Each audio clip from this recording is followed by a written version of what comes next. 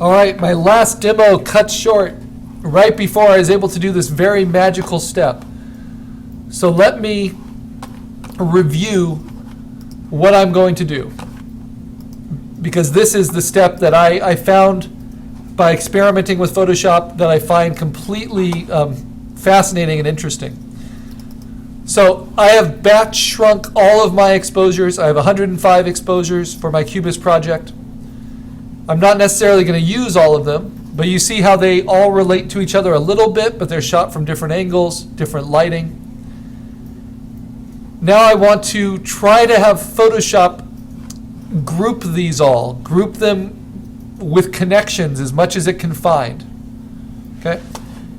And before I do this, I want to make sure I don't have anything else open that doesn't need to be open. So I'm actually going to close my internet browsers. I'm going to close my word processors. I want Photoshop to have full processing power. Okay, then I open Photoshop without opening any single photo. And I go to File, Automate, Photomerge, just like we did for our panoramic. And I don't want auto, because I don't want it to distort my photos. And I don't want perspective, and I don't want cylindrical, and I don't want spherical. I want collage, because I want to allow Photoshop to angle and rotate my different exposures for the best match. And I also want to allow Photoshop to shrink or enlarge my exposures for the best match. Unlike our panoramic, I do not want Photoshop to blend the images together, because we are trying to imitate having actual prints of our photos that we are placing by hand next to each other. So by not having them blend the images together, I will have each layer will be a full exposure, a full rectangle, layered on top of the others. Now I browse and I work from that same full folder that I batch shrunk of all my Cubist exposures. I select every exposure and I open. So this is very different than taking 5 or 8 panoramic exposures. I'm taking 105 of them. But they're shrunken so they're not so large. Even so, it's going to take quite a bit of processing power. Then I say OK. And then Photoshop gets to work. And I've closed every other program. I don't want Photoshop to freeze.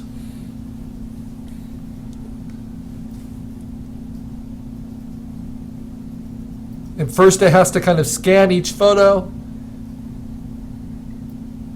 And what I'm going to do is pause now, because watching Photoshop work is not the best way to engage a video audience. I'm going to pause and then restart it again once Photoshop is finished. If you have a good computer with a good processor and you've shrunk your photos ahead of time, it should finish within about 10 minutes. All right, so it finished, and it actually did it in under 10 minutes, which I was pleased about. And it gives us this magical large image, which is about 50 inches wide by about 600 inches tall. And if I zoom in on it, you'll see how amazing this is. So any photo that it couldn't make an easy match of, it just grouped by color and texture. But then the photos, and this is what I think is really cool, the photos that it can make matches of, even if they're not perfect matches, like this, because I took enough photos, together, and you get my son's foot in there, but I had enough that kind of strung together from slightly different angles that it's able to make some semblance of it. So you get this bench with all these different angles and edges. And with the leaves, it will make kind of wrong guesses sometimes, but it will make connections for you. Or even just here, these leaves overlapped with that exposure. Now the beauty of this is if I use the Move tool and I have Auto Select Layer, I can find each of these individual layers, right? And each of them is fully intact, even the ones it couldn't fit in. But what I want to pay attention to are the ones that it could fit together. especially where there's like more than 2 or 3. So let me zoom out and let's see those groupings. So this is one of those groupings. Right? It layers a bunch of photos. This is another one of those groupings, even though it's kind of weird. Because just like a photo assistant, it's not always perfect. And sometimes it will make silly mistakes. So I'm going to pull that group out separate from this group, because I kind of like that idea, where some leaves are really big, some are small, but they feel like they all go together. And then, yeah, I was hoping for things like this, where you have kind of the rocks shown at different angles, different views, and it kind of connects them. And you see the different exposures there actually add to the visual interest. So the exact opposite of the panorama, where you want everything to match. This is about having things be slightly askew. And then this is the big one, right? So this takes a bunch of photos, stacks them on top, and what's interesting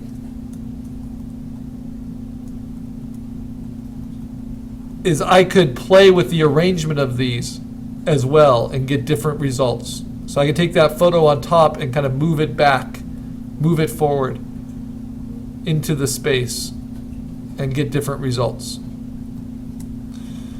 Okay, so now what do we call this big batch of organized piles, which is going to be so useful to us? It makes that daunting number of 105 photos into something more useful and reasonable. So I'm going to call this, before I do anything else, I'm going to save it. I'll save it as a Photoshop file. Actually, no, I'll save it just as a TIFF because it's a little bit too large to save as a standard Photoshop file. And I'm going to call it Carl Assignment 6 Assets. Things to be used for my project to the desktop. Assets. And I want it to be LZW compression because it saves space without losing any quality. And now, how do I make use of those assets? Well, I go back to my sketch and I open it up. Just my JPEG. I open it up in Photoshop. And now I'm going to crop around my sketch.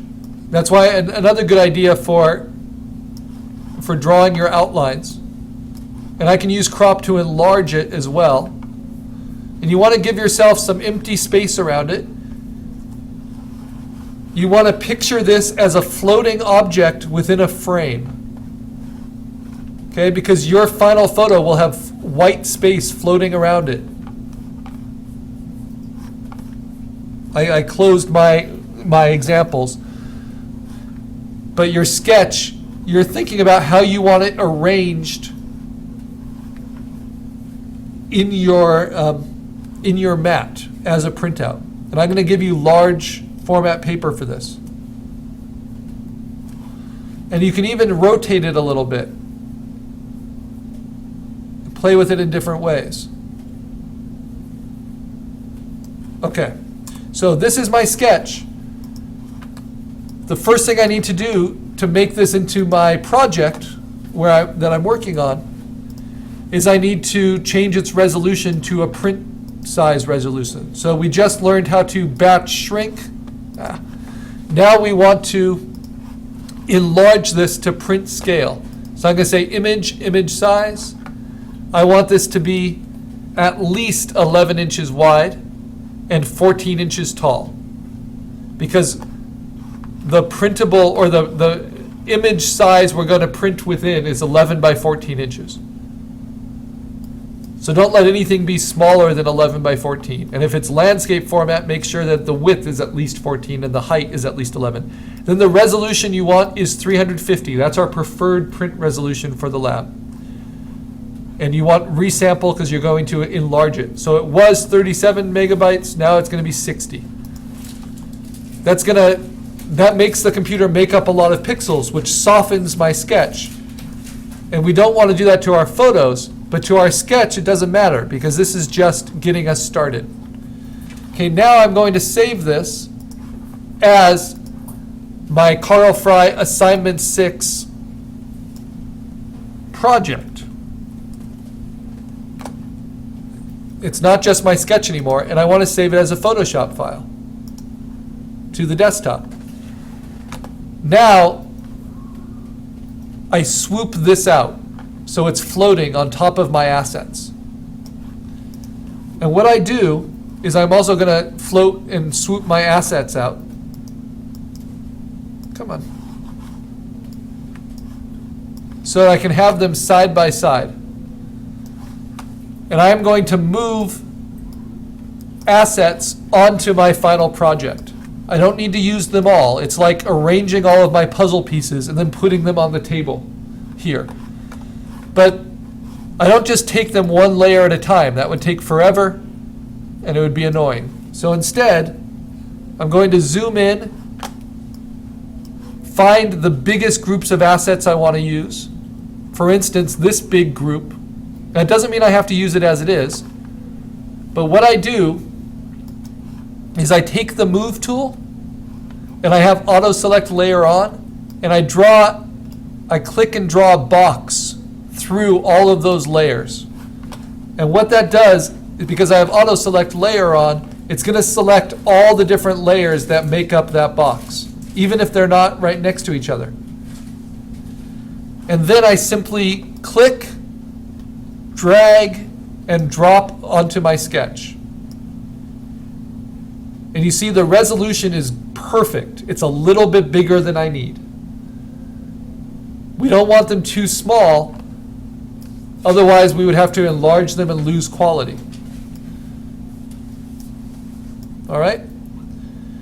Now, here's another step that might be helpful. So if this is my desired project, I want to have room around that project, like a tabletop on a desk, to really see what everything is doing. So I'm going to go up to image canvas size, and I'm going to grow space around that 11 by 14 inch. So I'm going to give myself 30 inches wide by 40 inches high of extra space, and I'm going to make that extension space gray. Okay? And that way I can move all of these kind of off to the side until I figure out what I want to do with them. The other thing is, right now these are all separate layers, but they're still all selected together. So they'll move together. They will transform together. They will even scale together. Now, I want these to always be together until I decide otherwise. So what I'm going to do is click, while they're all selected, click this little chain link icon. And what that does is, if I select on a different layer somewhere else, like my background, which has my sketch, and then I want one of these, it will just select that layer, but it will move all of them and transform all of them that are linked together. So I want to link these families that I'm moving in together. All right, so the next family I want to move over, this one right here. This is kind of what I was thinking of as the canopy over the top, mixed with some other individuals. So I use my move tool on auto select. I draw a rectangle through those layers. I drag and drop it over.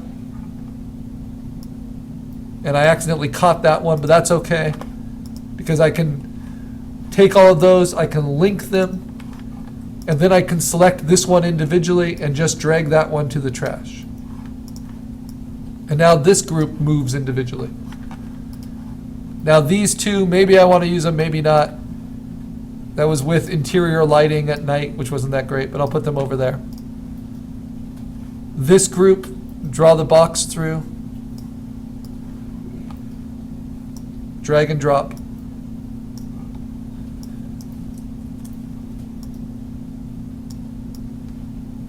Already I can kind of see how that will be useful for making that connection. It's already about the right size. This group, bring it over. It's about the right size, a little bit bigger. And link it. I'm not doing the best job linking